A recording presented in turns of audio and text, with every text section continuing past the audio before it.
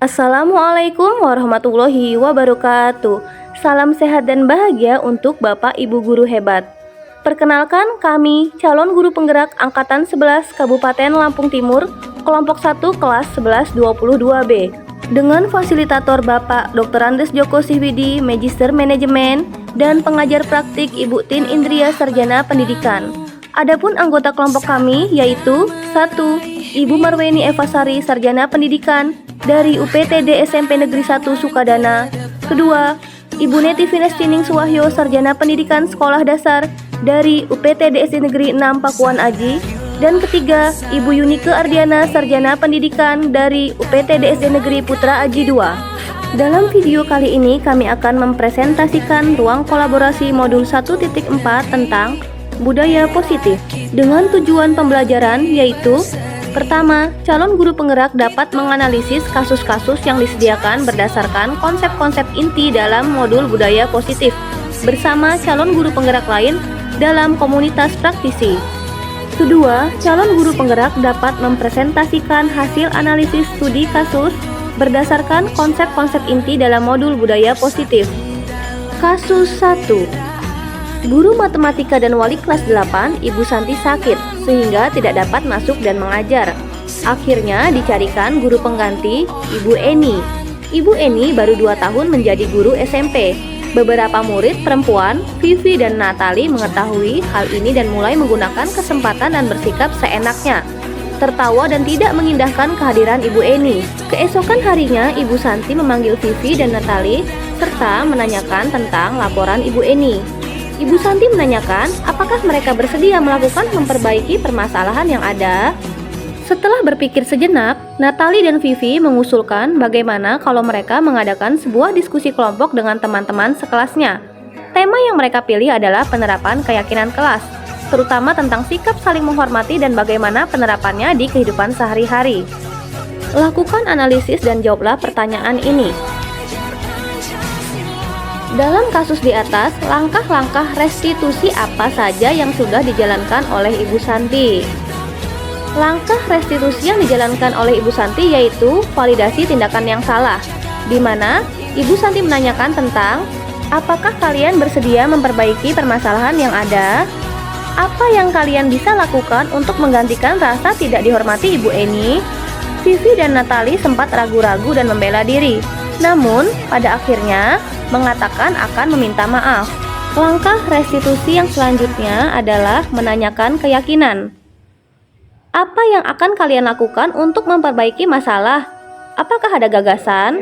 Kemudian jawaban Vivi dan Natali adalah, kami mengakui bahwa perilaku kami tidak sesuai dengan keyakinan kelas.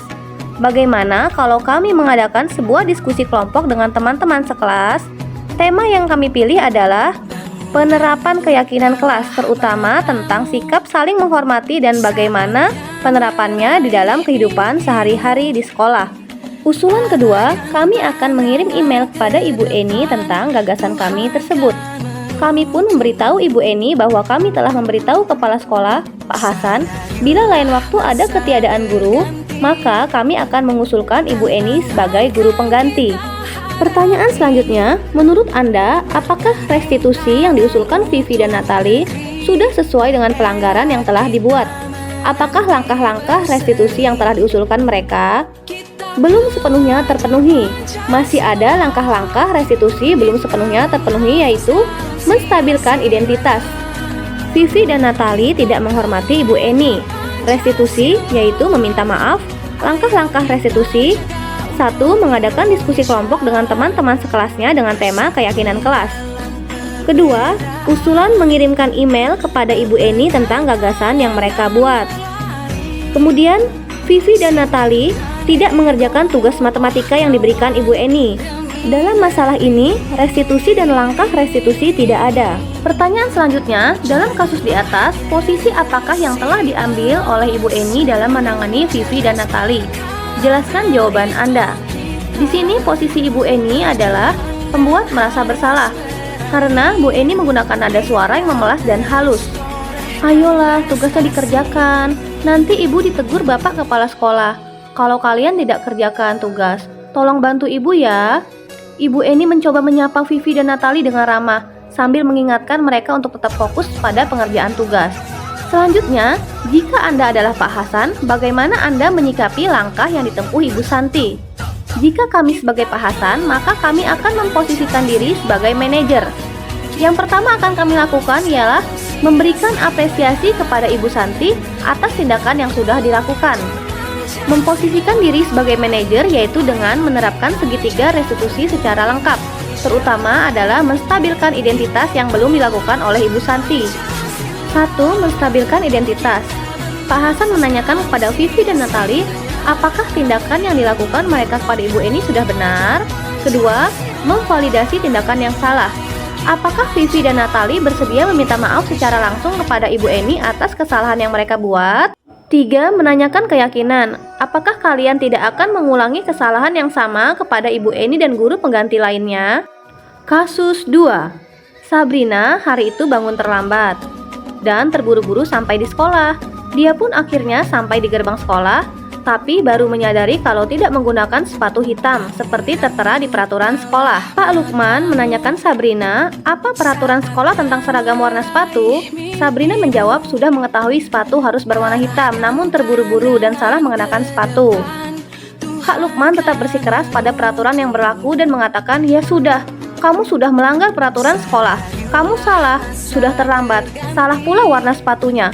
Segera buka sepatumu, kalau tidak bisa mengenakan warna sepatu sesuai peraturan. Sabrina meminta maaf dan memohon kembali kepada Pak Lukman agar tetap dapat mengenakan sepatunya dan berjanji tidak akan mengulang kesalahannya. Namun Pak Lukman tidak mau tahu. Tidak, kamu telah melanggar peraturan sekolah. Kalau tidak sanggup ambil sepatu di rumah atau diantarkan sepatu ke sekolah, ya sudah, kamu tidak bersepatu saja seharian di sekolah. Sekarang copot sepatumu dan silahkan belajar tanpa sepatu seharian. Lakukan analisis dan jawablah pertanyaan ini. Dalam kasus di atas, sikap posisi apakah yang diambil oleh Bapak Lukman? Jelaskan apakah indikatornya. Posisi yang diambil oleh Pak Lukman adalah sebagai penghukum. Adapun indikatornya menggunakan hukuman verbal dengan nada suara tinggi. Pak Lukman bersikeras pada peraturan yang berlaku dan mengatakan, ya sudah, kamu sudah melanggar peraturan sekolah. Kamu salah, sudah terlambat. Salah pula warna sepatunya. Segera buka sepatumu, kalau tidak bisa mengenakan warna sepatu sesuai peraturan. Bila Bapak Lukman mengambil posisi seorang manajer, apa yang akan dikatakannya? Pertanyaan-pertanyaan seperti apakah yang akan diajukannya ke Sabrina? Jelaskan. Yaitu melakukan segitiga restitusi. 1. Menstabilkan identitas. Sabrina, apakah kamu mengetahui peraturan penggunaan warna sepatu di sekolah? Tak mengapa nak, setiap orang pernah melakukan kesalahan, termasuk Bapak. Hari ini kamu terlambat dan lupa memakai sepatu warna hitam. 2. Validasi tindakan yang salah. Sabrina, kamu tentu punya alasan mengapa tidak memakai sepatu warna hitam. Bagaimana cara kamu memperbaiki kesalahan agar tidak terulang kembali? Ketiga, menanyakan keyakinan. Sabrina, tahu tidak nak, keyakinan sekolah apa yang telah kamu langgar? Sabrina tahu keyakinan sekolah apa yang telah kita sepakati? Pertanyaan selanjutnya, kira-kira bila Anda adalah kepala sekolah di sekolah tersebut, nilai kebajikan apa yang ingin dituju oleh peraturan harus berwarna hitam? Jika kami adalah kepala sekolah di sekolah tersebut, nilai kebajikan yang ingin dituju yaitu disiplin, tanggung jawab, komitmen, dan kesetaraan. Jika kami kepala sekolah, bagaimana kami menyikapi langkah yang diambil Pak Lukman mengenai kasus tersebut? Maka kami akan memposisikan diri sebagai manajer. Kami menyikapi sikap Pak Lukman kurang tepat karena langkah Pak Lukman memposisikan diri sebagai penghukum, tidak melibatkan murid untuk memecahkan masalah. Seharusnya Pak Lukman memposisikan diri sebagai manajer. Kasus 3. Ibu Dani sedang menjelaskan pelajaran bahasa Inggris di papan tulis. Namun, beliau memperhatikan bahwa Fajar malah tidur-tiduran dan tampak acuh tak acuh pada pelajarannya. Fajar, coba jawab pertanyaan nomor 3. Maju ke depan dan kerjakan di papan tulis. Fajar pun tampak malas-malasan maju ke depan dan sampai di depan papan tulis pun Fajar hanya diam terpaku sambil memegang buku bahasa Inggrisnya dan memainkan spidol di tangannya. Pada saat ditegur oleh Ibu Dani, Fajar hanya menjawab, "Tidak tahu Bu." Ibu Dani pun menjawab lirih, "Gimana kamu Fajar? Kamu tidak kasihan sama Ibu ya? Ibu sudah capek-capek mengajarkan kamu. Tidak kasihan sama Ibu. dan Fajar pun diam membisu. Lakukan analisis dan jawablah pertanyaan ini. Pertanyaan pertama, posisi kontrol apa yang diambil oleh Ibu Dani dalam pendekatan kepada Fajar? Posisi kontrol yang diambil oleh Ibu Dani yaitu pembuat merasa bersalah, di mana Ibu Dani menggunakan suara memelas dan lembut. Anak jadi merasa bersalah. Gimana kamu Fajar? Kamu tidak kasihan sama ibu ya? Ibu sudah capek-capek mengajarkan kamu. Tidak kasihan sama ibu. Fajar malah tidur-tiduran dan tampak acuh tak acuh pada pelajarannya. Pertanyaan selanjutnya, membaca sikap Fajar, kira-kira kebutuhan apa yang diperlukan oleh Fajar? Kebutuhan yang diperlukan oleh Fajar adalah kebebasan atau kebutuhan akan pilihan. Karena Ibu Dani menjelaskan secara monoton sehingga membuat Fajar merasa bosan. Anak-anak dengan kebutuhan kebebasan yang tinggi menginginkan pilihan. Mereka perlu banyak bergerak, suka mencoba-coba, tidak terlalu terpengaruh orang lain, dan senang mencoba hal baru dan menarik. Bila mana Ibu Dani mengambil posisi pemantau, apa yang akan dilakukan atau dikatakan olehnya? Pertanyaan-pertanyaan seperti apa yang akan diajukan? Jelaskan. Ibu Dani, apakah Fajar masih ingat keyakinan kelas yang telah kita sepakati bersama? Fajar, iya Bu. Ibu Dani, nah, jika Fajar ingat keyakinan kelas yang telah kita sepakati bersama, tentunya Fajar memahami konsekuensinya. Fajar, iya Bu. Ibu Dani, jika Fajar sudah paham konsekuensinya, lalu apa yang telah Fajar lakukan?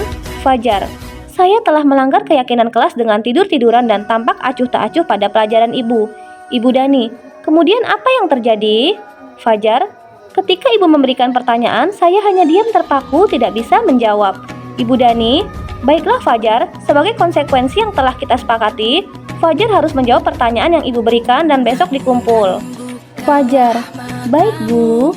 Selanjutnya, apabila Anda adalah kepala sekolah di sekolah Fajar dan mengetahui hal ini, bagaimana tindak lanjut Anda? Jika kami sebagai kepala sekolah di sekolah Fajar, maka kami akan memposisikan diri sebagai manajer dan akan berkomunikasi kepada Ibu Dani untuk bisa menerapkan metode pembelajaran yang berpihak pada murid, agar pembelajaran di kelas, murid lebih aktif dan kreatif sehingga murid tidak merasa bosan. Kasus 4. Anto dan Dino sedang bermain bersama di lapangan basket dan tiba-tiba terlibat dalam sebuah pertengkaran adu mulut. Dino pun menjadi emosi dan mengadakan kontak fisik, menarik kemeja Anto dengan kasar sampai 3 kancingnya terlepas. Pada saat itu, guru piket langsung melerai mereka dan membawa mereka ke ruang kepala sekolah. Ibu Suti sebagai kepala sekolah berupaya menenangkan keduanya, terutama Dino. Dino, sepertinya kamu saat ini sedang marah sekali. Mendengar itu, Dino pun mengalir bercerita tentang kekesalan hatinya. Ibu Suti melanjutkan bertanya tentang keyakinan sekolah yang disepakati, serta apakah Dino bersedia memperbaiki kesalahan yang telah dilakukan terhadap Anto. Dino pun akhirnya perlahan mengangguk. Kemudian Ibu Suti balik bertanya kepada Anto, hal apa yang bisa dilakukan Dino untuk memperbaiki masalah? Anto menjawab, saya perlu kancing saya diperbaiki Ibu. Ibu saya akan sangat marah kalau melihat kancing baju saya sampai copot 3 kancing begini. Lakukan analisis dan jawablah pertanyaan ini. Posisi kontrol apa yang telah dipraktikkan oleh kepala sekolah Ibu Suti? Hal-hal apa saja yang dilakukannya sehingga Anda berkesimpulan demikian? Kepala sekolah Ibu Suti memposisikan diri sebagai manajer.